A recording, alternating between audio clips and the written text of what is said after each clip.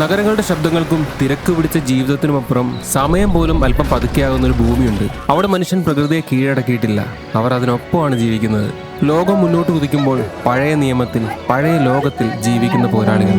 African ഭൂഖണ്ഡത്തിലെ Kenya എന്ന രാജ്യത്തെ അവരുടെ കാടിനെ കാക്കുന്ന പോരാളികൾ, the Maasai warriors, guardians of a legacy. കാടിനുള്ളിലെ രാജാക്കന്മാരും കാടിനെ കാക്കുന്ന മസായ് വാരിയേഴ്സും ഉള്ള ആ ഭൂമിക്ക് അവരൊരു പേരുവിട്ടു, Maasai Mara, the land of lions and legends.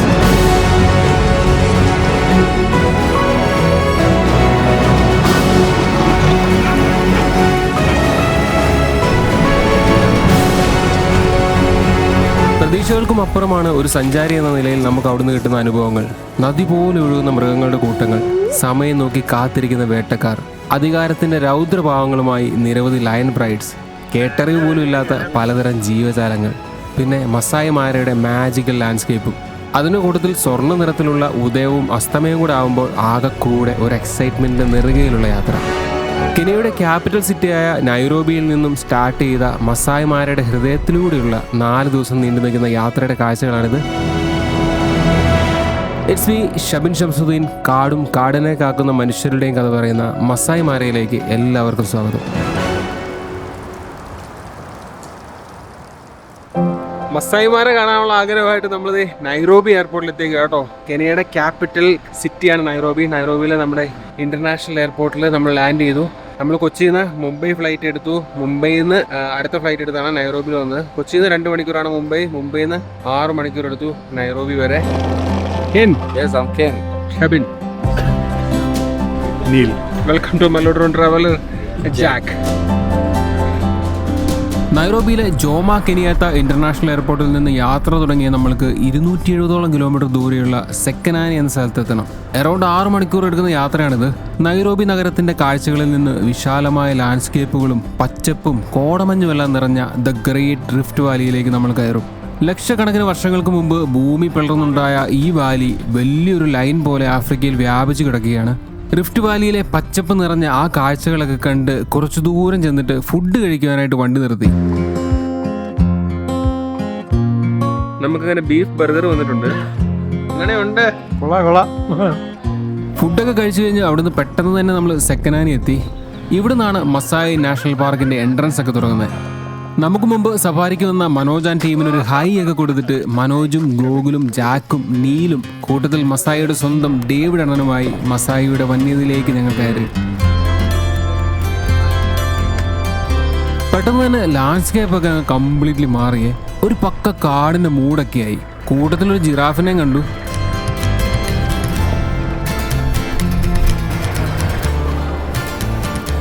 പോകുന്ന വഴിക്ക് ചെറിയ ചെറിയ ടൗണുകളൊക്കെ ഉണ്ട്. സൂര്യയുടെ അയൺ സിനിമയിലൊക്കെ കണ്ട പോലത്തെ സ്ഥലങ്ങൾ. ഏകദേശം ഒരു 15 മിനിറ്റൊക്കെ യാത്ര ചെയ്തിട്ട് മസായ് മാരയിലെ ആളുകളുടെ ജീവിതവും അവിടുത്തെ ഗ്രാമങ്ങളും ഒക്കെ കാണുവാനായിട്ട് ഒരിടത്ത് നിർത്തി. വിശാലമായി കിടക്കുന്ന സ്ഥലങ്ങൾ, അതിൻ്റെ ഇടയ്ക്ക് അധികം ഹൈറ്റ് ഇല്ലാത്ത മരങ്ങൾ, കൂട്ടത്തിൽ ചെറിയ ചെറിയ ഗ്രാമങ്ങളും. മസായിലെ വൈൽഡ് ലൈഫ് എത്ര ഫേമസ് ആണോ അതുപോലെ തന്നെ ഫേമസ് ആണ് ഇവിടുത്തെ മസായ് പീപ്പിളും. ദൂരെ നോക്കിയാൽ തന്നെ അവരെ തിരിച്ചറിയാം. ഷുഖ എന്ന പേരിലുള്ള നല്ല ബ്രൈറ്റ് റെഡ് കളർ ഡ്രസ്സാണ് അവരിടാറ്. ചുറ്റും മൃഗങ്ങളൊക്കെ ഉള്ള സ്ഥലമായതിനാൽ ഈ ചുവപ്പ് നിറം ആ മൃഗങ്ങളിൽ ഒരു ഭയം ഉണ്ടാക്കുന്ന വിശ്വാസത്തിലാണ് ഇവർ ഇതിടുന്നത്. Hello, how are you? Yes, Jumbo. Hello. Jumbo. Nice to meet you, Nicholas. So Joseph is the leader of the village. That is why he dressed himself this kind of a hat. Joseph is only the person who is supposed to dress the skin of a lion. His father used to hunt long time ago, 30 years back.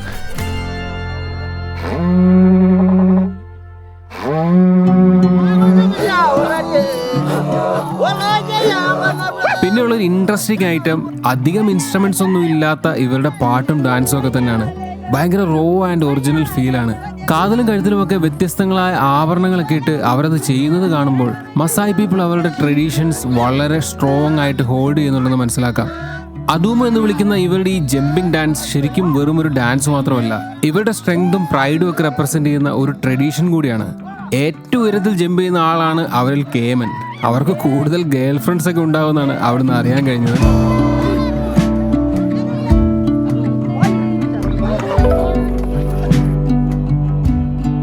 കലാപരിപാടികളൊക്കെ കഴിഞ്ഞിട്ട് നമ്മളെ അവരുടെ വീടും ഗ്രാമവും ഒക്കെ കാണിക്കാനായിട്ട് ഉള്ളിലേക്ക് കൊണ്ടുപോയി. വലിയൊരു ഗ്രൗണ്ടിൽ കമ്പിന്റെ വേലി കൊണ്ട് മറ തീർത്ത ഒരു വൃത്തത്തിനുള്ളിലെ ചെറിയ കുറച്ച് വീടുകൾ. മരത്തടിയും മണ്ണും ചാണകവും ഒക്കെ വെച്ചിട്ടാണ് അത് നിർമ്മിച്ചിരിക്കുന്നത്. പിന്നെ ഇവിടെ വീടുകൾ നിർമ്മിക്കുന്ന സ്ത്രീകളാണ്. പുരുഷന്മാർ അതിൽ കൈകടത്താറേ ഇല്ല. ഭയങ്കര ഇരുട്ടല്ലേ? When you see this house, that side is for parents and this side is for children. This bed is for children. വീടിന്റെ ഉൾവശമൊക്കെ കണ്ട് പുറത്തിറങ്ങി ഞങ്ങൾക്ക് അവർ അവിടുത്തെ ആയുധങ്ങളും ചില തടി കൊണ്ടുണ്ടാക്കിയ ഐറ്റംസ് ഒക്കെ കാണിച്ചു തന്നു. ചിലതൊക്കെ നമുക്ക് പൈസ കൊടുത്ത് മേടിക്കാനൊക്കെ പറ്റുമേ. കൂട്ടത്തിൽ ഇവരുടെ ഒരു നാച്ചുറൽ മാച്ച് ബോക്സും പരിചയപ്പെടുത്തി.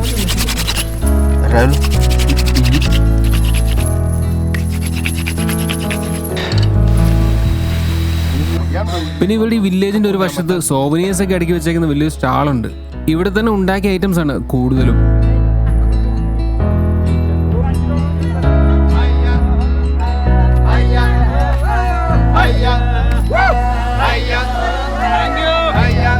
See you next time. Thank you so much. Bye. Bye. വില്ലേജിലെ കാഴ്ചകളൊക്കെ കണ്ടിറങ്ങി അവിടുന്ന് ഹോട്ടലിലേക്ക് യാത്ര തിരിച്ചു. ആഫ്രിക്കയിലെ ആളുകൾ അങ്ങനെ എങ്ങനെയാണെന്നുള്ള ഒരു മുൻവിധിയൊക്കെ ആയിട്ട് എത്തി എനിക്ക് തെറ്റി. ഇവർ നൈസാണ്, കിടിലൻ ഹോസ്പിറ്റാലിറ്റിയാണ്. നമ്മളങ്ങനെ നമ്മുടെ റിസോർട്ടിലെത്തി.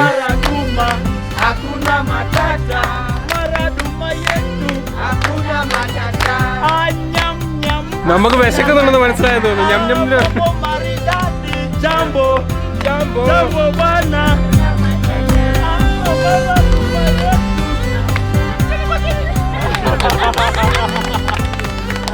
You are welcome to Maraduma. This is your new home, away from home. We have Maasai warriors going round to make sure that no animal is crossing the border to come inside here. Karibu sana Maraduma. ചോറുണ്ട്, ചിക്കനുണ്ട്, cauliflower കറി, ചപ്പാത്തി. ഇന്ത്യക്കാരാണ് guest എന്ന് അറിഞ്ഞതുകൊണ്ട് നമുക്ക് Indian style food തന്നെയാണ് അവർ set ചെയ്ത് വെച്ചിരുന്നത്. Masai മാരയിലെ ഈ dream trip നമുക്കിവിടെ host ചെയ്ത് തന്നത് ആവസം മസായി എന്ന് പറഞ്ഞിട്ടുള്ള ഒരു കിടിലൻ ടീമാണ്. കംപ്ലീറ്റ് കാര്യങ്ങൾ അവർ നോക്കിക്കോളും കേട്ടോ. ഫുഡ് ഡേ ഒക്കെ കഴിഞ്ഞ് നേരെ റൂമിൽ ചെന്ന് ഒന്ന് സെറ്റായി. ഒരു ക്യാമ്പിംഗ് മോഡുള്ള പ്രോപ്പർട്ടിയാണ്. ഓരോ ക്യാമ്പിലും 4 മുതൽ 6 ആളുകളെ അവർ അക്കോമഡേറ്റ് ചെയ്യാൻ പറ്റും. നല്ല വൃത്തിയുള്ള സെറ്റപ്പ്. എല്ലാത്തിനും ഉപരി ആ ലൊക്കേഷനും ആംബിയൻസും ഒരു രക്ഷയില്ല. ഒരു പുഴയുടെ തീരത്ത് നിറയെ ചെടികളും പൂക്കളും ഒക്കെ ആയിട്ട് നല്ല മഴയൊക്കെ പെയ്ത് ഒരു ഫീൽ ഗുഡ് മൂഡ്. പുഴയുടെ അപ്പുറത്ത് നമുക്ക് നാളെ പോകാനുള്ള കാടാണ്. അതിലൂടെ ആന്റിലോപ്പ് വർഗത്തിലൊക്കെ പെട്ട ടോപ്പികൾ മഴയൊക്കെ ആസ്വദിച്ച് നടപ്പുണ്ടായിരുന്നു. കൂട്ടത്തിൽ നല്ലൊരു സൺസെറ്റും കിട്ടി.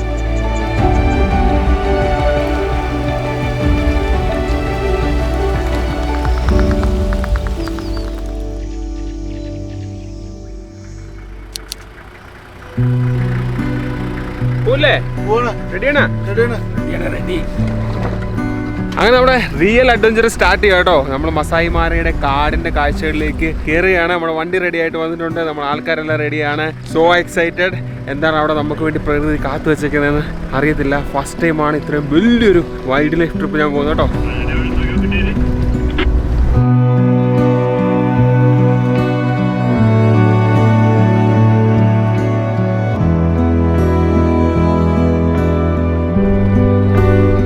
ഇറങ്ങിയിട്ട് പോകുന്ന വഴിക്ക് തന്നെ ഹൈനസിനെ സ്പോട്ട് ചെയ്തു, സീബ്രാസിനെ സ്പോട്ട് ചെയ്തു. അപ്പം നിർത്തിയില്ല. ഇവർ പറഞ്ഞതെന്നു വെച്ചാൽ കുറച്ചങ്ങോട്ട് പോകുമ്പോൾ നല്ല രീതിയിൽ കിട്ടുമെന്ന് പറഞ്ഞത്. അങ്ങനെ കുറച്ചു ദൂരം ഇങ്ങനെ നിന്നപ്പം പാൻഡലോപ്പ് വർഗത്തിൽപ്പെട്ട ടോപ്പി ഇങ്ങനെ ആ സൺറൈസിൻ്റെ ബാക്ക്ഗ്രൗണ്ടിൽ നിൽക്കുന്ന കുറേ ഫ്രെയിംസ് കിട്ടി. കിട്ടലാണ് കാണാനായിട്ട്.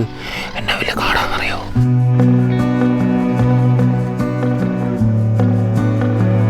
മസായി മാരയുടെ വിശാലമായ പുൽമേടുകളിൽ ഏറ്റവും കൂടുതൽ കാണപ്പെടുന്ന മൃഗങ്ങളിലൊന്നാണ് ടോപ്പി എന്ന ഈ ആന്റിലോപ്സ്. ആഫ്രിക്കയിൽ തന്നെ ഏറ്റവും വേഗത്തിലോടുന്ന ആന്റിലോപ്പുകളിൽ ഒന്നാണിത്. മണിക്കൂറിൽ 80 കിലോമീറ്റർ വരെ സ്പീഡ് എടുക്കാൻ ഇവർക്ക് പറ്റും. കൂട്ടമായി ജീവിക്കുന്ന ടോപ്പികൾ ഇവിടുത്തെ ആവാസ വ്യവസ്ഥയിൽ പ്രധാന പങ്കും വഹിക്കുന്നു. സിംഹം, ഹൈന, ചീറ്റ പോലുള്ള വേട്ടക്കാരുടെ പ്രധാന ഇരകളിൽ ഒന്നാണിവ. ഭയങ്കര രസമാട്ടോ. ഇടയ്ക്കിടയ്ക്ക് ഒറ്റപ്പെട്ട മരങ്ങളും അതിൻ്റെ ഇടയ്ക്ക് നമ്മുടെ വണ്ടി. സൺറൈസിനൊക്കെ ഒരുപാട് നല്ല രസമാണ്. കളർ കാണാനായിട്ട് ഭയങ്കര മൂടാണ്. നമ്മൾ അത് കഴിഞ്ഞിട്ട് കണ്ടത് ഹൈന കേട്ടോ. ഹൈന ഞാൻ ആദ്യമായിട്ടൊരു സാധനത്തിന് നേരിട്ട് കാണുന്നത്. അവരെ പണിക്കിടങ്ങിയേക്കുന്ന കേട്ടോ.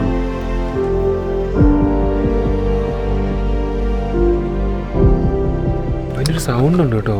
ഭയങ്കര സൗണ്ട്. അത് കിടന്നോ കരയുന്ന സൗണ്ട്. ഹൈനെ കാണുമ്പോൾ ആദ്യമേ ഓർമ്മ വരുന്നത് വിജയുടെ ലിയോ സിനിമ തന്നെയാണ്. ശരിക്കും പറഞ്ഞാൽ ഇവിടുത്തെ ഏറ്റവും തെറ്റിദ്ധരിക്കപ്പെട്ട ജീവികൾ ഇവരാണ്. അതിന്റെ കാരണം ഞാൻ പറഞ്ഞുതരാം.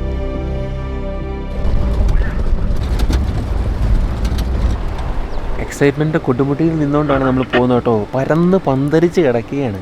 നമ്മൾ കബനിയിലൊക്കെ കാണുന്ന കൂട്ടൊരു കാടല്ല, അവിടെ ഫുള്ള് എന്താ തിങ്ങി നിറഞ്ഞ കാടല്ല, ഡീപ്പല്ലേ. ഇത് വേറെ മൂടാണ്. ഇടയ്ക്ക് വാട്ടർ ക്രോസിങ്ങും പരിപാടികളും. ഇവർ മറ്റേ വാക്കി ടോക്കില്ലേ, റേഡിയോ വെച്ചിട്ട് കംപ്ലീറ്റ്ലി അങ്ങോട്ടും ഇങ്ങോട്ടും ഇങ്ങനെ പറഞ്ഞു കൊടുക്കുന്നുണ്ട്. അതുകൊണ്ട് എവിടെയെങ്കിലും എന്തെങ്കിലും സ്പോട്ട് ചെയ്ത് കഴിഞ്ഞാൽ നമുക്ക് അറിയാനൊക്കെ പറ്റും കേട്ടോ.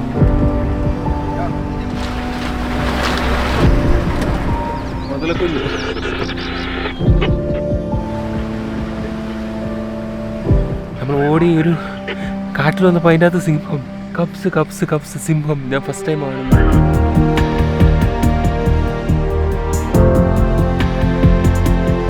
ചെറിയൊരു കുട്ടിക്കാട്ടിൻ്റെ അകത്ത് ഒരമ്മയും കുട്ടികളുണ്ടല്ലേ, കപ്സ് ഉണ്ടല്ലേ.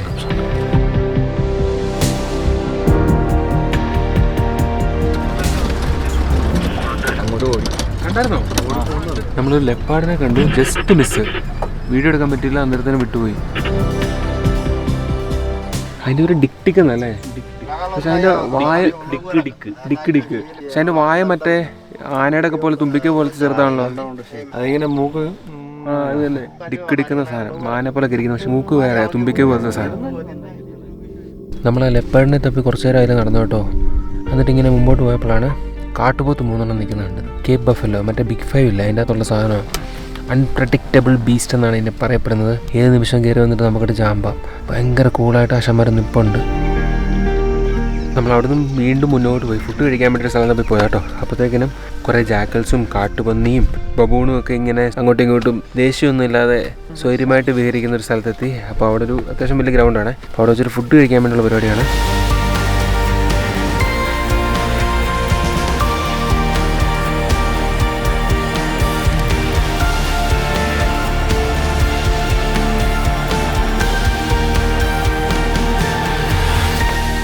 എന്താ മനസ്സിൽ special? Pan cake, bread, egg, പിന്നെ ഉരുളക്കിഴങ്ങ്. ഹാപ്പി അല്ലേ നീ? പിന്നെ ഹാപ്പി അല്ലേ? ഞാൻ ഭയങ്കര ഹാപ്പിയാ. എന്താ രസം ഈ കാടിന്റെ നടുവിൽ നിന്നിട്ട് നമ്മൾ ഫുഡൊക്കെ വെച്ച് നല്ല തണുത്ത കാറ്റും. വെയിലുണ്ട്, പക്ഷെ തണുത്ത കാറ്റ്, നല്ല തണുത്ത കാറ്റുണ്ടല്ലേ? അതെ അതെ. പകരം വെക്കാനില്ലാത്ത കുറേ എക്സ്പീരിയൻസുകൾ നിങ്ങൾ കണ്ടിട്ടുണ്ടാകും. അക്കൂട്ടത്തിൽ കൂട്ടാൻ പറ്റുന്നൊരു സാധനം കേട്ടോ. ഒരു കാടിന് നടുക്ക് നമ്മൾ ലാൻഡ് ക്രൂസറൊക്കെ നിർത്തിയിട്ട് നമ്മൾ ഫുഡ് കഴിക്കാൻ വേണ്ടി പോവുകയാണ് കേട്ടോ. നമ്മൾ ഫുഡൊക്കെ കഴിച്ച് കഴിഞ്ഞാൽ വണ്ടി പിന്നെയും കയറി കേട്ടോ. എന്തോ കാര്യമായിട്ട് കിട്ടിയിട്ടുണ്ട്. വയർലെസ്സിൽ സന്തോഷം വന്നിട്ടുണ്ട്. കത്തിച്ചു പോവാണ്. സെർവൽ കാറ്റല്ലേ?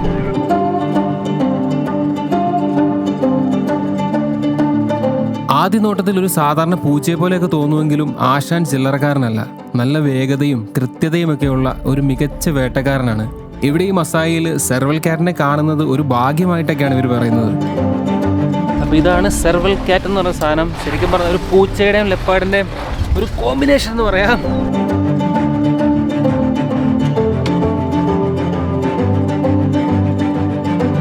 പിന്നെ നമ്മൾ കണ്ട വൈൽഡ് ബീസ്റ്റ് ആട്ടോ, ഒറ്റക്കമ്പൻ വൈൽഡ് ബീസ്റ്റ്. ഈ ഗ്രേറ്റ് മൈഗ്രേഷൻ്റെ സമയത്ത് ഇവിടുന്ന് ടാൻസാനിയയിലേക്കും അങ്ങോട്ടും ഇങ്ങോട്ടും ഓടുന്ന ടീമില്ലേ, അങ്ങനത്തെ വീഡിയോസ് ഒക്കെ കണ്ടിട്ടില്ലേ, അത് ഈ വൈൽഡ് ബീസ്റ്റ് ആണ്. അതിനെ ഷൂട്ട് ചെയ്തുകൊണ്ട് അപ്പോൾ അങ്ങ് ദൂരെ നമ്മൾ ആനേനെ കണ്ടു കേട്ടോ. അപ്പോൾ അങ്ങോട്ടേക്ക് പോവാണ്.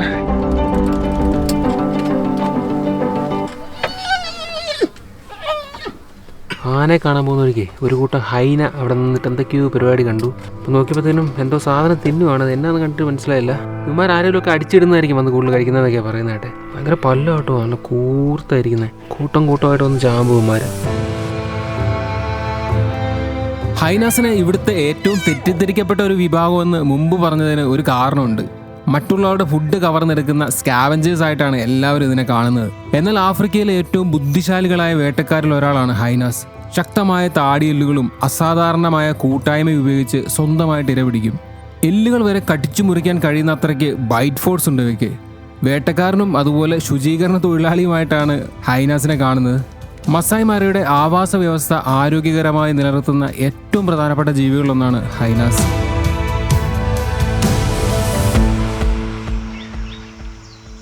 ഇനി കരയിലെ ഏറ്റവും വലിയ ജീവിനെ കാണിക്കട്ടെ. ആഫ്രിക്കൻ ആന.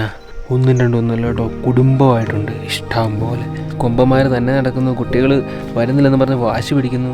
അതിൻ്റെ ബാക്കിൽ ഇഷ്ടം പോലെ ബഫല്ലോ. മറ്റേ വിൻഡോസിൻ്റെ ഒക്കെ വാൾപേപ്പർ കാണുന്ന കൂട്ടൊരു സ്ഥലം. അവിടെ ഇങ്ങനെ നിറച്ച് ആനകൾ നടന്നു പോകുന്നു. ബഫല്ലോ, പിന്നെ ഒരു സൈഡിൽ ടോപ്പി, അതും ഇഷ്ടം പോലെ. ഭയങ്കര കാഴ്ച കേട്ടോ, ഒരു രക്ഷയില്ലാത്ത പരിപാടിയാണ്. Once in a lifetime try ചെയ്യേണ്ട ഒരു സംഭവം. കാര്യം നമ്മൾ ഫസ്റ്റ് ഡേയിൽ തന്നെ ഇത്രയും സാധനങ്ങൾ നമ്മൾ കണ്ടു, ഇഷ്ടം പോലെ ഐറ്റംസ്.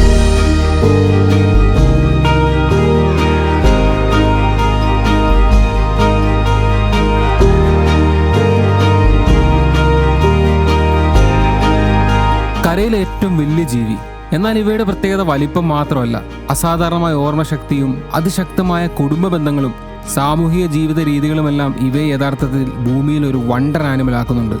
ഓരോ ആനക്കൂട്ടത്തെയും നയിക്കുന്നത് മാട്രിയാർക്കെന്ന് വിളിക്കുന്ന ആ ഗ്രൂപ്പിലെ ഏറ്റവും പ്രായം കൂടിയ പെണ്ണാനയായിരിക്കും. വർഷങ്ങളുടെ അനുഭവമുള്ള അവൾക്ക് വരൾച്ചക്കാലത്ത് വെള്ളം ലഭിക്കുന്ന സ്ഥലം എവിടെയാണെന്നും അപകട സമയത്ത് എങ്ങനെയാണ് രക്ഷപ്പെടേണ്ടതെന്നും ഒക്കെ അറിയാം. പിന്നെ കൂട്ടത്തിലുള്ള കുഞ്ഞാനകളുടെ കാര്യത്തിൽ ഈ കൂട്ടത്തിനൊരു പ്രത്യേക കരുതലുണ്ട്.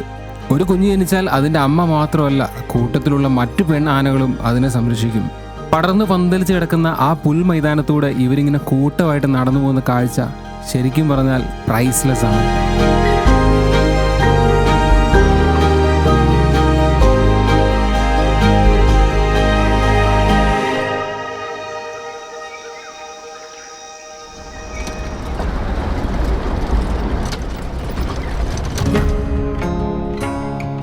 ആനകൾ തറവാട്ടിൽ നിന്ന് യാത്ര പറഞ്ഞു പോയപ്പോൾ 2 ജിറാഫുകളെ കണ്ടു. ആ പച്ചപ്പിൽ തലയുയർത്തി നിൽക്കുന്ന ആ മഞ്ഞ നിറം ഒരു കൗതുകം തന്നെയായിരുന്നു.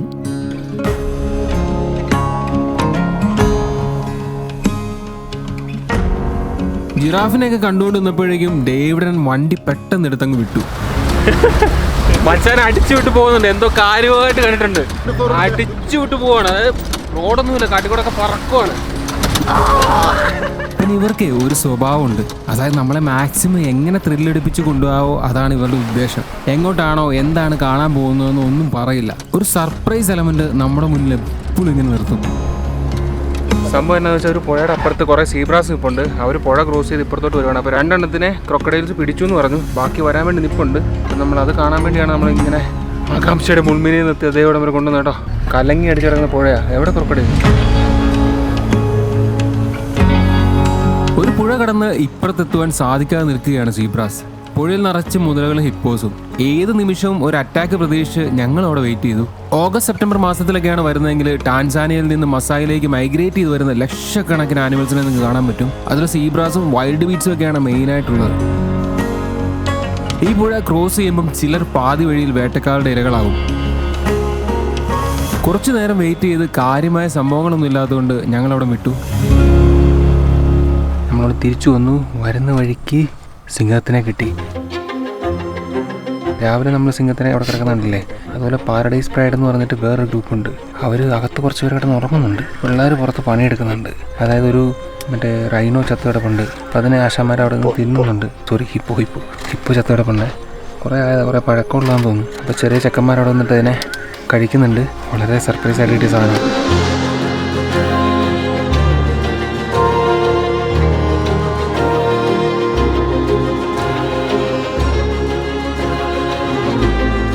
വേട്ടയാടലിന്റെ ഭാരം കൂടുതലായിട്ടും പെൺസിംഹങ്ങളാണ് എടുക്കാറ്. മണിക്കൂറുകളോ അല്ലെങ്കിൽ ദിവസങ്ങളോ നീണ്ട പരിശ്രമത്തിനൊടുവിലാവും ഇവർക്ക് ഇങ്ങനെ ഒരു ഭക്ഷണം ലഭിക്കുക. പൊതുവെ ഒറ്റയ്ക്ക് വേട്ടയാടുന്നതിനേക്കാളും കൂട്ടമായിട്ടായിരിക്കും ഇവർ ആക്രമണം നടത്തുക. ഹിപ്പോ പോലെയുള്ള ഭക്ഷണം ഒരു വലിയ പ്രൈഡിന് ദിവസങ്ങളോളം എടുക്കാനാവും. ഈ പ്രൈഡിൽ കുറേ കുട്ടി സിംഹങ്ങളുണ്ടായിരുന്നു. ഒരു സിംഹക്കുഞ്ഞ് ജനിക്കുമ്പോൾ ഏകദേശം 1.5 കിലോ മാത്രമായിരിക്കും ഭാരം. ജനിച്ച ആദ്യ ആഴ്ചകളിൽ അമ്മ അവയെ പ്രൈഡിൽ നിന്ന് അകറ്റി സുരക്ഷിതമായ സ്ഥലങ്ങളിൽ ഒളിപ്പിച്ച് വളർത്തും. ഏകദേശം 6 മുതൽ 8 ആഴ്ചകൾക്ക് ശേഷമാണ് കുഞ്ഞുങ്ങളെ മുഴുവൻ പ്രൈഡിനും പരിചയപ്പെടുത്തുന്നത്. 3 മാസമൊക്കെ പ്രായമാകുമ്പോൾ തന്നെ ഇവർ മാംസം കഴിക്കാൻ തുടങ്ങും. എന്നാൽ വേട്ടയാടാനുള്ള യഥാർത്ഥ പരിശീലനം ആരംഭിക്കുന്നത് അതിനുശേഷമാണ്. മുതിർന്ന സിംഹങ്ങളെ പിന്തുടർന്ന് അവരുടെ ഓരോ നീക്കവും നിരീക്ഷിച്ചാണ് കുഞ്ഞുങ്ങൾ വേട്ടയാടലിന്റെ ആദ്യ പാഠങ്ങൾ പഠിക്കുന്നത്. പിന്നെ ഒരു കുഞ്ഞ് സ്വന്തം അമ്മയുടെ പാൽ മാത്രമല്ല കേട്ടോ കുടിക്കുന്നത്. ഒരു പ്രൈഡിലെ മറ്റു പെൺസിംഹങ്ങളും പലപ്പോഴും അനാഥരായ കുഞ്ഞുങ്ങളെ സ്വന്തം കുഞ്ഞുങ്ങളെ പോലെ പരിപാലിക്കും. സിംഹങ്ങളുടെ ഈ ലോകത്ത് കുടുംബം എന്നത് രക്തബന്ധം മാത്രമല്ല, ഒരുമിച്ച് ജീവിക്കാനുള്ളൊരു ഉടമ്പടി കൂടെയാണ്. ഇവിടുത്തെ ഓരോ മുറിവുറുപ്പിനും ഒരർത്ഥമുണ്ട്. ഓരോ തലോടലിനും ഒരു സ്നേഹമുണ്ട്. ഓരോ ഗർജനത്തിനും ഒരു മുന്നറിയിപ്പുമുണ്ട്. മനുഷ്യരെ പോലെ തന്നെ ഇവർക്കും സൗഹൃദമുണ്ട്, സ്നേഹമുണ്ട്, അസൂയയുണ്ട്, പിന്നെ നഷ്ടങ്ങളുമുണ്ട്. ഇവിടെ ഈ കുഞ്ഞുങ്ങളിൽ പലരും വളർന്ന് പൂർത്തിയാകില്ല. പ്രകൃതിയുടെ കഠിനമായ പരീക്ഷണങ്ങൾ അവരെ കാത്തിരിക്കുന്നുണ്ട്. എന്നാൽ അതുവരെ ഈ പ്രൈഡാണ് അവരുടെ ലോകം. ഒരു ആൺസിംഹം സാധാരണയായി 3 മുതൽ 4 വയസ്സ് വരെ പ്രായമാകുമ്പോൾ സ്വന്തം പ്രൈഡ് വിട്ട് പുറത്തു പോകും. തുടർന്ന് സഹോദരന്മാരായിട്ടോ മറ്റു യുവ ആൺസിംഹങ്ങളുമായിട്ടോ കൂട്ടുകൂടി പുതിയ പ്രദേശങ്ങൾ തേടിപ്പോവും.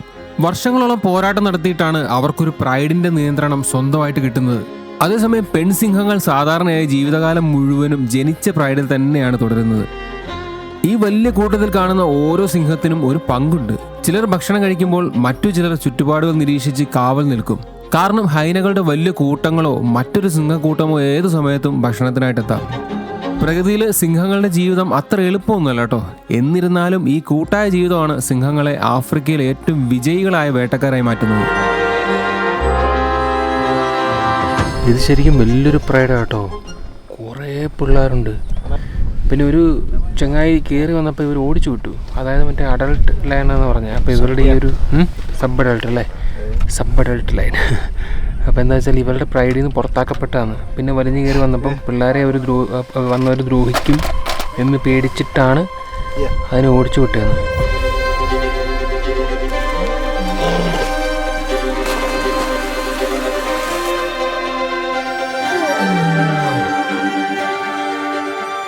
സബ് അഡൽട്ട് ലയൺ എന്ന് പറയുന്ന ഒരു ടീനേജ് പ്രായത്തിലുള്ള ലയനാണ്. കുട്ടികൾ വലുതായി ഇനി അമ്മ ഓടിച്ചു വിടുന്നതാണ്. ഒന്ന് അപ്പനുമായിട്ട് അടിയുണ്ടാക്കും, അല്ലെങ്കിൽ ഇവിടെ ഉള്ള പിള്ളേരുടെ അടുത്ത് പ്രശ്നം ഉണ്ടാക്കും. അപ്പോൾ അമ്മ ഓടിച്ചു വിടുന്നതാണ്, പോയി തന്നെ വണ്ടി ചെയ്ത് തിന്നോണം. എന്നിട്ട് ഇവൻ ഇനി വളർന്ന് വലുതായി ശക്തി ആർജിച്ച് ഇവിടെ വന്ന് ഈ മെയിൻ ലയണിനെ ചലക്കുകയാണ്.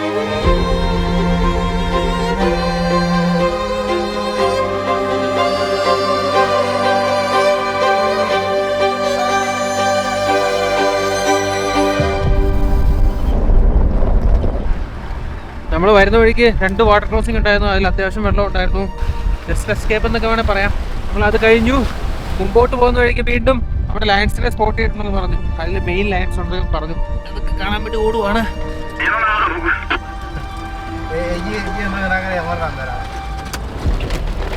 റഷ് ചെയ്ത് വന്നത് വെറുതെ ആയില്ല. ഈ ഡേയിൽ തന്നെ ഏറ്റവും ബെസ്റ്റ് മൊമെന്റ് ഇതാവാം. ടോപ്പി പ്രൈഡിലെ 2 രാജാക്കന്മാർ സട്ട കുഴഞ്ഞ് പ്രതാപത്തോടെ നടന്നു വരുന്ന കാഴ്ചയാണ് നമ്മുടെ മുന്നിൽ.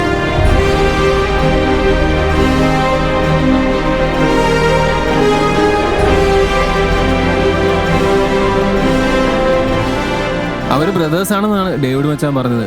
വണ്ടികൾക്കിടയിലൂടെ ചെറിയ ചാറ്റൽ മഴ പെയ്യുന്ന ആ പടർന്നു പന്തലിച്ച് കിടക്കുന്ന മൈതാനത്തോടെയുള്ള അവരുടെ ആ ഒരു വരവ് ഒരു ഹെവി മാസ് ഇമ്പാക്റ്റ് ആയിരുന്നു കണ്ണിന്. കുറച്ചു ദൂരം ആ പ്രൈഡിലെ മറ്റാളുകളും ഉണ്ടായിരുന്നേ. പുല്ലുകൾക്കിടയിലൂടെയുള്ള ചെറിയ വൈറ്റ് നിറത്തിലുള്ള പൂക്കൾ ആ ഒരു സീനിലെ ബോണസ് ആയിരുന്നു. അവരുടെ അടുത്തേക്കാണ് നായകന്മാർ നടന്നു വരുന്നത്. മുമ്പ് പറഞ്ഞ പോലെ the best moment of the day.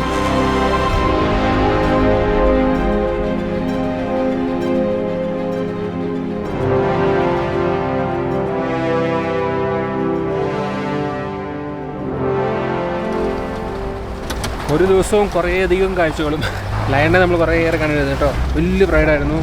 ഇപ്പം മഴയ്ക്കുള്ളൊരു ചാൻസ് വരുന്നുണ്ട്. കഴിഞ്ഞ ദിവസം ഇവിടെ ഭയങ്കര മഴയൊക്കെ പെയ്തിട്ട് 2 പാലമൊക്കെ ഒലിച്ചു പോയായിരുന്നു. അപ്പോൾ നമ്മൾ അങ്ങോട്ട് പോകുമ്പം അങ്ങനെ മഴ ഉണ്ടായിക്കഴിഞ്ഞാൽ ചിലപ്പോൾ നമ്മൾ വന്ന വഴി ബ്ലോക്ക് ആകാൻ ചാൻസ് ഉള്ളതുകൊണ്ട് നമ്മൾ വിട്ടടിച്ച് പോവാണ്. ഇനി നമുക്ക് 2.5 ദിവസം കൂടെ ബാക്കിയുണ്ട്. കുറേ കാണാനുണ്ട് ഇനി കേട്ടോ.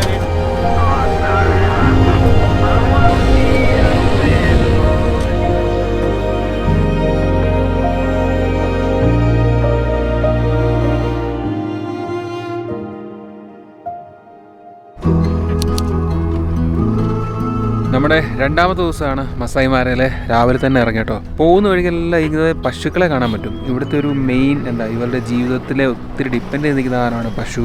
ഞാൻ കേട്ടിട്ടുണ്ട് ഇവർ പശുവിൻ്റെ ചോരയൊക്കെ കുടിക്കുമായിരുന്നു. പിന്നെ പാലുൽപ്പന്നങ്ങളും പിന്നെ ബഫല്ലോ മീറ്റ് ഇവിടുത്തെ ഒരു മെയിൻ ഫുഡ് ഐറ്റം കൂടെയാണ് കേട്ടോ. അപ്പോൾ പശു കൃഷി ഇവിടുത്തെ ഒരു മെയിൻ ഘടകം തന്നെയാണെന്ന് പറയാം. നമ്മളങ്ങനെ എൻട്രി ഗേറ്റൊക്കെ കടന്ന് അകത്തേക്ക് കയറി. സൂര്യൻ ഉദിച്ചു വരുന്നുണ്ടായിരുന്നു. നല്ല കിട്ടിലൻ ലൈറ്റായിരുന്നു. കാടൊക്കെ ഇങ്ങനെ പച്ചയടിച്ച് കിടക്കുന്നത് കാണുമ്പോൾ തന്നെ വേറൊരു മൂഡായിരുന്നു. അങ്ങനെ പോകുന്ന വഴിക്കാണ് നമ്മളൊരു ഹൈനായി കണ്ടത്. ബാക്ക് ഡ്രോപ്പിൽ ആ സൂര്യൻ്റെ ലൈറ്റൊക്കെ അടിച്ച് ആശാനിങ്ങനെ നടക്കുന്നതാണ് പ്രത്യേക ഭംഗി തന്നെയായിരുന്നു. കുറച്ച് കഴിഞ്ഞപ്പോൾ കൂട്ടത്തിൽ ഒരാളും കൂടെ ജോയിൻ ചെയ്തു. പിന്നെ ഇവിടെ നമ്മൾ മൃഗങ്ങളെ മാത്രമല്ല കേട്ടോ, കുറേ കിളികളും കാര്യങ്ങളൊക്കെ ഉണ്ട്. ഇഷ്ടംപോലെ ഉണ്ട്. നമ്മൾ കാണാത്ത പല ടൈപ്പ് ഐറ്റംസ് ഉണ്ട്. നമ്മളവിടെ പോയി വിശപ്പിന്റെ വിളി വന്നപ്പോഴത്തേക്കിനും ദേ ഇവിടെ കൊണ്ട് വണ്ടി നിർത്തിയിട്ടുണ്ട്. അതെ നമ്മുടെ വണ്ടി അവിടെ കിടക്കണോ. എനിക്ക് സ്ഥലം നോക്ക്, കാടിന് നടക്കുക. എന്ത് ഫീസാണെന്നറിയാവോ. ഇതൊക്കെ ശരിക്കും നിങ്ങളൊന്ന് എക്സ്പീരിയൻസ് ചെയ്യണം കേട്ടോ. David Machan, Yes. What is special today? Pancake. Pancake, bread, Bread, egg, egg, and sweet potatoes. sweet potato. So what is your main food, like Kenyan main food? You mean Kenya or Masai? Masai. We drink blood, Blood? meat, and milk. That is Blood? blood. Cow blood. Sheep blood, yeah. Fresh blood? Fresh blood from the ഇവിടെ cow. Cut vein cut ചെയ്ത് Yes. പിന്നെ ഇവർ ഈ കാടിനെ protect ചെയ്യുന്ന രീതിയും എടുത്തു പറയേണ്ട ഒന്ന് തന്നെയാണ്. ഫുഡ് വേസ്റ്റ് പോലും അവിടെ നമ്മളെ കൊണ്ട് കളയിക്കില്ല, എല്ലാം പാക്ക് ചെയ്ത് തിരിച്ചു കൊണ്ടുവരും. ഇവർ ഈ കാടുമായിട്ട് ഇമോഷണലി അത്രയ്ക്ക് കണക്റ്റഡ് ആയിട്ടാണ് ജീവിക്കുന്നത്.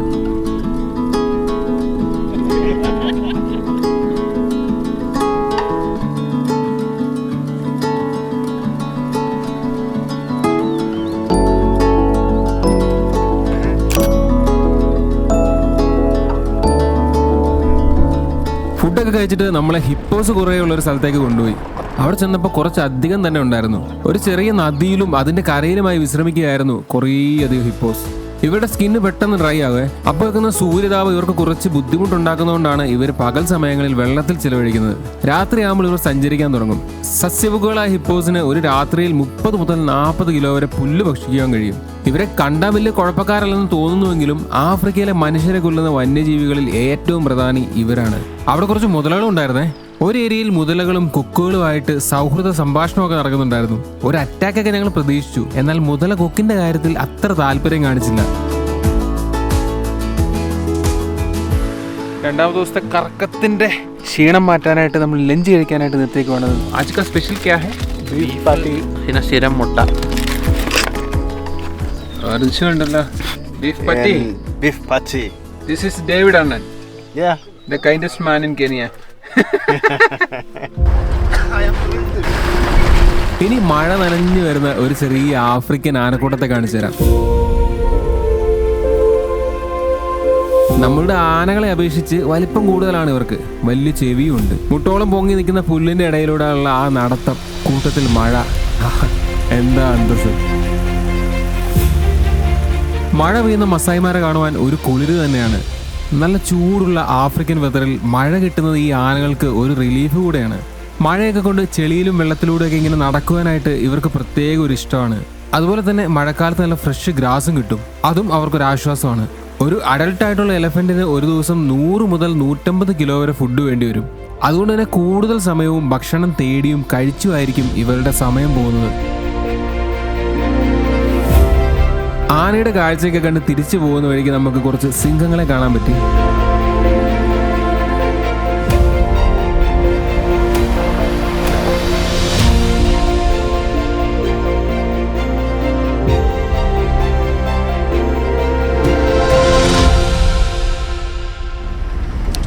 David, can we see leopard today?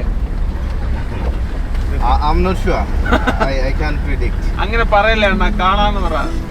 I hope so. ഇന്നത്തെ ദിവസം കാണണമെന്ന് മനസ്സിൽ ആഗ്രഹം സെറ്റ് ചെയ്ത് വെച്ചത് ലെപ്പേഡിനെ ആയിരുന്നു. അതിനുവേണ്ടി ഞങ്ങളൊരു പ്രത്യേക സ്ഥലത്തെത്തി. അവിടെ മരങ്ങൾ കുറച്ചധികം ഉണ്ടായിരുന്നത് കൊണ്ട് ലെപ്പേഡിനെ സ്പോട്ട് ചെയ്യാനുള്ള ചാൻസസ് കൂടുതലാണെന്നാണ് നമ്മുടെ ഡേവിഡ് മച്ചാൻ പറഞ്ഞത്. കുറച്ച് നേരം പരതി കിട്ടിയില്ല, പക്ഷെ വേറൊരു ന്യൂസ് കിട്ടി. അങ്ങനെ ഇന്നലെ മിസ്സായ നമ്മുടെ ലയൺ കപ്സിനെ നമുക്ക് ഇന്ന് കിട്ടി. അമ്മമാർ ഭയങ്കര കുറുമ്പന്മാരാട്ടോ. 3 ഉണ്ട്. അതിൽ ഒരെണ്ണം അമ്മയുടെ കൂടെ ഫുൾ ടൈം ആണെന്ന് തോന്നുന്നു. ബാക്കി 2 അങ്ങോട്ടും ഇങ്ങോട്ടും ഇടിയും കളിയും പരിപാടിയൊക്കെ ആയിട്ട് ഭയങ്കര ക്യൂട്ട് മൊമെന്റ് ആട്ടോ. കുഞ്ഞിതാ, 3 മാസം പ്രായമുള്ളതാ. ഭയങ്കര രസമാണ് കാണാനായിട്ട്. മസായിമാരയുടെ വിശാലമായ പുൽമേടുകൾക്ക് വേട്ടയാടലിന്റെ കഥകൾ മാത്രമല്ല പറയാനുള്ളത്. ഇവിടെ ലാളിത്യത്തിന്റെ മറ്റൊരു ലോകം കൂടെ ഉണ്ട്. കളിച്ചും ഓടിയും പരസ്പരം വഴക്കടിച്ച് നടക്കുന്ന ഈ സിംഹക്കുഞ്ഞുങ്ങൾ മസായിമാരയുടെ ഭാവിയാണ്. അവരുടെ ഓരോ ചലനത്തിലും ഒരു വേട്ടക്കാരന്റെ പരിശീലനമുണ്ട്, ഒരു ജീവിത പാഠമുണ്ട്. ഈ നിമിഷങ്ങളാണ് നാളെയുടെ രാജാക്കന്മാരെയും രാജ്യമാരെയും രൂപപ്പെടുത്തുന്നത്. അല്പം ദൂരെയായിട്ട് അവരെ നോക്കി അവരുടെ അമ്മ സിംഹം വിശ്രമിക്കുന്നുണ്ടായിരുന്നു. നമുക്ക് തോന്നും അവർ വെറുതെ ഇരിക്കുമായിരിക്കുന്നു, പക്ഷേ അവരുടെ കണ്ണുകൾ എപ്പോഴും ജാഗരൂകമായിരിക്കും. ഓരോ കുഞ്ഞിൻ്റെയും ചലനം അവർ ശ്രദ്ധിക്കുന്നുണ്ട്, കാരണം ഈ കുഞ്ഞുങ്ങളാണ് അവരുടെ ലോകം. വർഷം തോറും ലക്ഷക്കണക്കിന് ജീവികൾ ഈ പുൽമേടുകളിലൂടെ സഞ്ചരിക്കും. കാലാവസ്ഥകൾ മാറും, നദികൾ നിറയുകയും വരണ്ടു പോവുകയും ചെയ്യും. എന്നാൽ തലമുറകളായി മസായി മാരയുടെ കഥ എഴുതിക്കൊണ്ടിരിക്കുന്നത് സിംഹങ്ങളാണ്. അവർ ഈ ഭൂമിയുടെ രാജാക്കന്മാർ മാത്രമല്ല, മസായി മാരയുടെ ആത്മാവും കൂടെയാണ്. സ്പെഷ്യല് ഇന്ന് പൂരി പാജി. നമ്മൾ ഇന്ത്യൻ സ്റ്റൈലിൽ നിങ്ങൾക്ക് വേണമെന്ന് പറഞ്ഞുകൊണ്ട് ഇന്ന് ഇന്ത്യൻ സ്റ്റൈൽ വിളിച്ച് മനോജേട്ടൻ നമുക്ക് അങ്ങനെ പൂരി ഭാജി സെറ്റ് ചെയ്ത് തന്നിട്ടുണ്ട്. ചെറുതാ.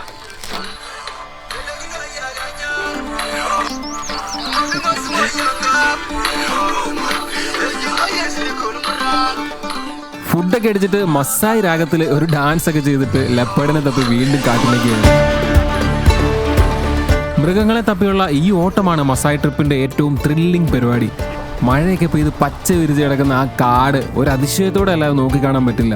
അതിനിടയിലൂടെ പോകുന്ന വണ്ടികളും തലയുയർത്തി നിൽക്കുന്ന ജിറാഫും ആനയുമെല്ലാം ഒരു കൗതുക കാഴ്ച തന്നെയാണ്. നമ്മൾ ലെപ്പേർഡിനെ തപ്പി കാണപ്പോഴാണ് അടുത്ത ഇൻഫർമേഷൻ കിട്ടിയത്. എവിടെയോ ചീറ്റേനെ കണ്ടിട്ടുണ്ട്. അപ്പോൾ നമ്മൾ അങ്ങോട്ടേക്ക് പോവുകയാണ്. നമ്മൾ ആ ബുഷ് ലാൻഡിൽ നിന്ന് ലെപ്പേർഡിനോട് അടിയറവ് പറഞ്ഞു, കാണാൻ പറ്റിയില്ല. പക്ഷെ അവിടെ വെച്ച് നമുക്ക് മറ്റേ വേറെ കുറേ സാധനത്തിനെ കാണാൻ പറ്റും കേട്ടോ. കാട്ടുപന്നി, പിന്നെ മറ്റേ മങ്കൂസൊക്കെ ഇല്ലേ, അങ്ങനത്തെ സാധനങ്ങളൊക്കെ പോകുന്ന വഴിക്ക് നമ്മൾ കണ്ടു.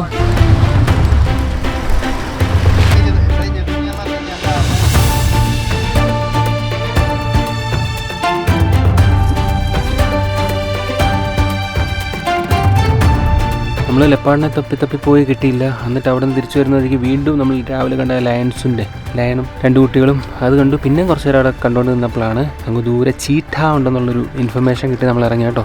വന്നപ്പോഴത്തേനും ഒരു കുന്നിൻ്റെ മുകളിൽ, കുന്നല്ല ചെറിയൊരു മൺതിട്ടയുടെ മേളിൽ ആശാൻ ഇങ്ങനെ ഇരിപ്പുണ്ടായിരുന്നു. അത് പെട്ടെന്ന് ഇറങ്ങിപ്പോയി. ഇറങ്ങി ഇങ്ങനെ പോകുന്ന പോക്ക് കണ്ടപ്പോൾ നമ്മുടെ ഡേവിഡണ്ണം പറഞ്ഞു അത് ഹണ്ടിന് വേണ്ടി പോകുന്നതാണ്. അപ്പോൾ നമ്മൾ വണ്ടിക്ക് ഓടിച്ചത് ഒരു കുന്നിൻ്റെ മേളിൽ കയറ്റി ഇട്ടിട്ടുണ്ട്. അതായത് ഇവിടെ കുറേ മറ്റേ സാധനമുണ്ട്, മാനുകൾ, ആൻറ്റിലോപ്സ്, അത് നിൽപ്പുണ്ട്. അപ്പോൾ അതിനെ പിടിക്കാൻ വേണ്ടി ആശാൻ താഴെ നിന്ന് കയറി വരും എന്നുള്ളൊരു ഇൻഫർമേഷനിൽ, അല്ലെങ്കിൽ അങ്ങനത്തെ ഒരു അസംഷനിൽ ഞങ്ങളോട് ഇങ്ങനെ നിൽക്കും കേട്ടോ.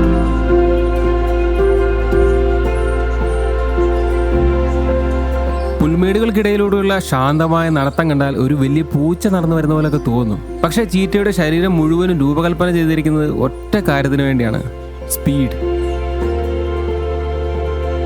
നമ്മൾ ഏകദേശം ഒരു 1.5 മണിക്കൂർ വെയിറ്റ് ചെയ്ത് കഴിഞ്ഞപ്പോൾ ഒരു സൗണ്ട് കേട്ട് പെട്ടെന്ന് നോക്കിയപ്പോഴത്തേക്കിനും മറ്റേ മാനുകളില്ലേ അത് ഓടുന്ന കണ്ടു. അതിൻ്റെ പുറകെ ആശാൻ വിട്ടടിച്ച് പോകുന്ന കണ്ടു.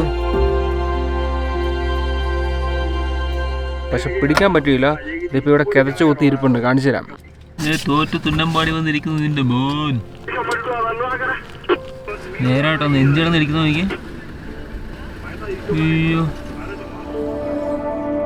നീളം കൂടിയ കാലുകൾ, ഭാരം കുറഞ്ഞ ശരീരം, ബാലൻസ് നിലനിർത്താൻ സഹായിക്കുന്ന നീളമുള്ള വാല്, എല്ലാം കൂടെ നോക്കിയാൽ ഒരു പെർഫെക്റ്റ് വേട്ടക്കാരൻ. ചീറ്റകൾ പൊതുവെ പകൽ സമയത്താണ് വേട്ടയാടുന്നത്. കാരണം രാത്രിയിൽ സിംഹങ്ങളും ഹൈനകളും കൂടുതൽ സജീവമാണ്. അനാവശ്യമായ ഒരു ഏറ്റുമുട്ടൽ ഒഴിവാക്കാനായിട്ടാണ്. മണിക്കൂറുകളോളം ഇരയെ നിരീക്ഷിച്ചിട്ട് അതിൻ്റെ അടുത്തെത്തിയതിനു ശേഷം മാത്രമേ ചീറ്റ ഓടിത്തുടങ്ങുകയുള്ളൂ. അതിനൊരു കാരണമുണ്ട്. ഏതാനും സെക്കൻഡുകൾ കൊണ്ട് 0 നിന്ന് 100 കിലോമീറ്റർ വേഗത്തിൽ എത്തുവാൻ സാധിക്കുമെങ്കിലും പക്ഷെ ആ ഒരു ഓട്ടം വളരെ ചെറിയൊരു സമയത്തേക്ക് പറ്റുള്ളവർക്ക്. അതുകൊണ്ട് തന്നെ വേട്ടകൾ വിജയത്തെക്കാൾ കൂടുതൽ പരാജയമായിരിക്കും. എന്നാൽ കാടിൻ്റെ ഈ ലോകത്തിൽ ഇത് അസാധാരണമായ സംഭവമൊന്നുമല്ല. ഓരോ വിജയകരമായ വേട്ടയ്ക്ക് മുന്നിലും നിരവധി പരാജയങ്ങൾ ഉണ്ടാവാം. പരാജയങ്ങൾ വലിയ വിശപ്പിലേക്ക് നയിക്കും. തുടർച്ചയായിട്ടുള്ള പരാജയങ്ങൾ ചിലപ്പോൾ ജീവൻ വരെ അപകടത്തിലാക്കുകയും ചെയ്യും. ചീറ്റകൾക്ക് മറ്റ് ജീവികളെക്കാൾ ഒരു പ്രത്യേകതയുണ്ട്. വേട്ട പരാജയപ്പെട്ടതിന് ശേഷം ഇവ അധിക സമയം ദുഃഖിച്ച് നിൽക്കത്തില്ല. കുറച്ചു നേരം വിശ്രമിക്കും. ബ്രീത്തിങ് ഒക്കെ ഒന്ന് സെറ്റ് ചെയ്തതിന് ശേഷം വേട്ടയ്ക്കായിട്ട് വീണ്ടും എഴുന്നേക്കും. ചീറ്റയുടെ പുറകെ ഇങ്ങനെ പോയിക്കൊണ്ടിരുന്നപ്പോഴാണ് റേഡിയോയിൽ മറ്റൊരു മെസ്സേജ് വന്നത്. വണ്ടിയൊക്കെ എടുത്ത് എങ്ങോട്ടേക്കോ ഡേവിഡ് മച്ചാൻ പറന്നു. അധികം ദൂരമൊന്നും പോയില്ല. ഒരു സൂപ്പർ ഹിറ്റ് ത്രില്ലർ സിനിമയുടെ അകത്തിരിക്കുന്നത് പോലെ. ഒരു സൈഡിൽ ചീറ്റ, അപ്പുറത്ത് ആർക്കും ഒരു ശല്യം ഉണ്ടാക്കാതെ ഒരു ആഫ്രിക്കൻ ഒറ്റയാൻ, പിന്നെ ഒരു സൈഡിൽ കുറേ സിംഹങ്ങളും. ഇതിൽ ആരുടെ പുറകെ പോകണമെന്ന് ഒരു കൺഫ്യൂഷനായി. എന്നാൽ ലയന്റെ പരിപാടികൾ കുറച്ച് ഇൻട്രസ്റ്റിംഗ് ആയിരുന്നു. ഡേവിഡ് മച്ചാൻ പറഞ്ഞു വെച്ചിട്ട് ഈ പ്രൈഡിൽ എവിടെയോ ഒരു ഹണ്ട് നടന്നിട്ടുണ്ട്. ഇവരൊക്കെ അങ്ങോട്ടേക്കാണ് പോകുന്നത്. അപ്പോൾ തന്നെ ആ സീന് മാറ്റുകൂട്ടുവാനായിട്ട് ഒരു മഴയും അങ്ങോട്ട് പെയ്തു. ഞങ്ങളുടെ മുന്നിലുള്ള ആ കാഴ്ചയ്ക്ക് എന്ത് കൊടുത്താലും മതിയാവില്ല. കൂട്ടമായിട്ടുള്ള വരവ്, ആ രാജകീയ വരവ് കണ്ട ഞങ്ങൾക്ക് കൂരത്തിരിപ്പിന്റെ അങ്ങേയറ്റമാണ് ഉണ്ടായത്.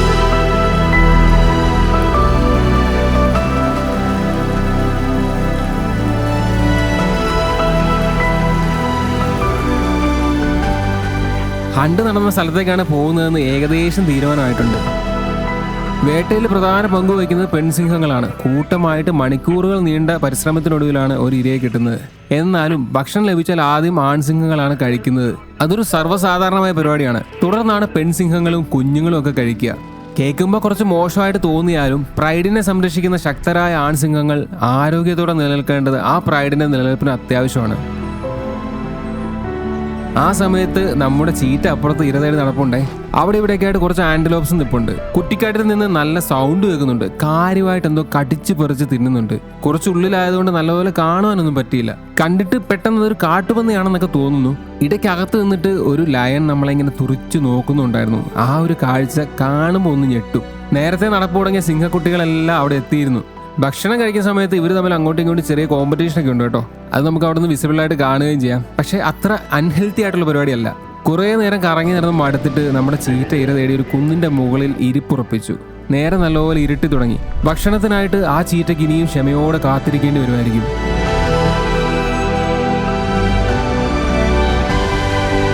നമ്മളവിടെ നിന്ന് യാത്ര തിരിച്ചു. പോകുന്ന വഴിക്ക് റോങ്കായ് പ്രൈഡിലെ ചുരുണ്ട മുടിയുള്ള ഒരേ ഒരു രാജാവിനെ കണ്ടുമുട്ടി. ആള് നല്ല ഉറക്കത്തിലായിരുന്നു. യാത്ര തുടർന്നു. മൂടലൊക്കെ മാറി ആകാശവും നമുക്ക് മുന്നിൽ സ്വർണ്ണപ്പട്ടെടുത്ത് സുന്ദരിയായി അണിഞ്ഞൊരുങ്ങി വന്നു.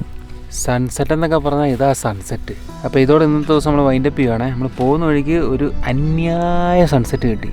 കൂട്ടത്തിൽ കുറച്ച് മാൻകുട്ടികൾ ഓടി കളിക്കുന്നതും അങ്ങനെ ഇങ്ങനെയൊക്കെ ആയിട്ട്. ആ പുല്ലൊക്കെ കളറടിച്ചിട്ടുണ്ടല്ലോ.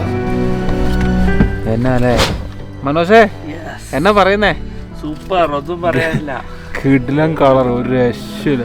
What a beautiful sunset. Very amazing.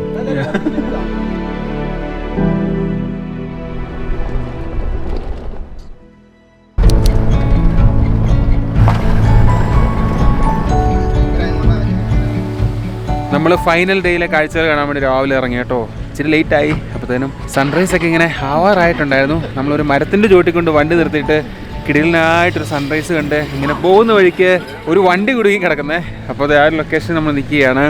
അതായത് എല്ലാം ലാൻഡ് ക്രൂയിസറാണ്, ഒരു ലാൻഡ് റോവറും ഉണ്ട്. ഇതെങ്ങനെയും കയറ്റിയെടുക്കാൻ വേണ്ടിയുള്ള ശ്രമം നടന്നുകൊണ്ടിരിക്കുകയാണ്.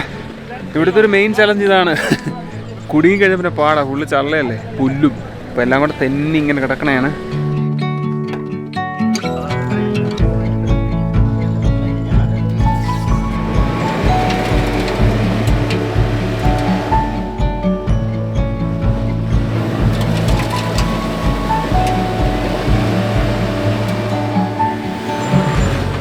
കുറേ ട്രൈ ചെയ്തു, നടപടിയില്ല. പിന്നെ എന്തോ ട്രക്കൊക്കെ വരണമെന്നും പറഞ്ഞ് ഇങ്ങനെ നിൽക്കുവാണ്. നമുക്കാണെങ്കിൽ ഇന്ന് ഉച്ചവരെ ഒരു സമയമേ ഉള്ളൂ.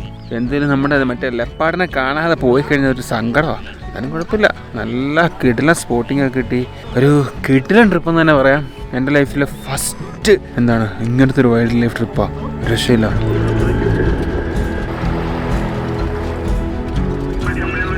ഇൻ സെർച്ച് ഓഫ് ലെപ്പേഡ് നമുക്കിതുവരെ കിട്ടിയിട്ടില്ല. ലാസ്റ്റ് ഡേ ആണ്. ഏതാനും മണിക്കൂറുകൾക്കുള്ളിൽ നമ്മൾ ഇവിടം പിരിയും. ഇവിടം വിട്ടു പിരിയും. നമ്മുടെ ഡേവിഡ് അണ്ണൻ കിണഞ്ഞ് പരിശ്രമിക്കുന്നുണ്ട്. ആ പോകുന്ന വഴി ഒരു രക്ഷയില്ല കേട്ടോ. അതായത് മറ്റേ ബുഷ് മരങ്ങളാണ്, നല്ല പച്ചക്ക് ഗ്രൗണ്ട് പോലെ കിടക്കുന്ന, മൈതാനം പോലെ കിടക്കുന്ന കാട്. ലെപ്പേഡിനെ തപ്പി ഇറങ്ങിയെങ്കിലും കാണുവാനായില്ല. കുറച്ചു നേരം കറങ്ങി നടന്നപ്പോഴാണ് 2 ജാക്കൽസ്, അതായത് കുറുനരികളെ കണ്ടുമുട്ടിയത്. കാര്യമായിട്ടൊന്ന് ഭക്ഷിക്കുകയാണ് ആശാന്മാർ. അവസരവാദികളായ വേട്ടക്കാരെന്നാണ് ജാക്കൽസിനെ പൊതുവെ വിളിക്കാറ്. ചിലപ്പോഴൊക്കെ ഇവർ തന്നെ വേട്ടയാടി ഭക്ഷിക്കും. അതല്ലെങ്കിൽ മറ്റു മൃഗങ്ങൾ ഭക്ഷിച്ചതിന് ബാക്കിയാണെങ്കിലും ഇവർക്ക് ഓക്കെയാണ്. മുയൽ പോലെയൊക്കെയുള്ള ചെറിയ ചെറിയ ജീവികളെ ടാർഗറ്റ് ചെയ്തിട്ടാണ് ഇവരുടെ വേട്ട. ഏതോ ഒരു മുയലോ അല്ലെങ്കിൽ ഒരു ചെറിയ ഡിക്കിടിക്കോ ആണോ അവിടെ കുടുങ്ങിയിരിക്കുന്നതെന്ന് ഒരു സംശയം തോന്നി. വളരെ സ്പീഡിലാണ് കഴിക്കുന്നത്.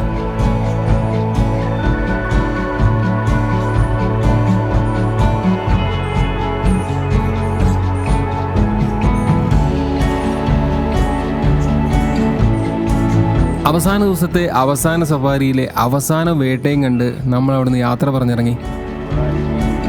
Thank you. Thank you, brother. See you. Thank you so much. Yeah. Thank you. Thank you. Thank you. Thank you so much. Thank you so much. Thank you. See you. Yeah, see you. Bye, bye, Thank you. Thank you. Hakuna Matata. Okay, poor. See you. Until next time. Bye bye. Hakuna Matata. Thank you so much. Hakuna Matata. Hakuna Matata. See you again. See you again. Hakuna Matata. സൂര്യൻ അസ്തമിക്കുമ്പോൾ ഈ കാട് ശാന്തമാകുന്നില്ല. അത് മറ്റൊരു ജീവിതത്തിലേക്ക് കടക്കുന്നു. സിംഹങ്ങളും കാറ്റും മനുഷ്യരും എല്ലാം ഒരേ താളത്തിൽ ശ്വസിക്കുന്നു. ഈ ലോകത്ത് നമ്മൾ പലതും നേടിയിട്ടുണ്ട്, പക്ഷെ നമ്മൾ നഷ്ടപ്പെടുത്തിയത് എന്താണെന്ന് ഇവിടെ വന്നപ്പോൾ ഞങ്ങൾക്ക് മനസ്സിലായി. പ്രകൃതിയോടുള്ള ബന്ധം. മസായി പീപ്പിൾ അവർ ഇന്നും അത് സംരക്ഷിക്കുന്നു. അതുകൊണ്ടാണ് അവരുടെ ഈ ഭൂമി ഇന്ന് ജീവനോടുള്ളത്. മസായിമാരെ ഒരു ഓർമ്മ മാത്രമല്ല, ഓർമ്മപ്പെടുത്തലാണ്. Hakuna Matata.